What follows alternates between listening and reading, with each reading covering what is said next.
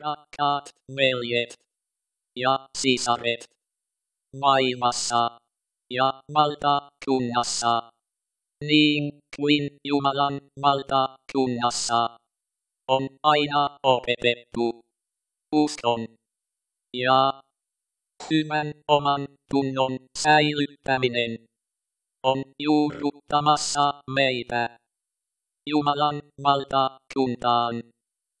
Täällä Jumalan kansan matka saatossa, kuten Pentti veli jo sitä edellä kirkasti, uskon kilvoittelu ja meille niin rakas koti Sioni hoitaa meitä taivastiellä tämän maailman kiusauksissa.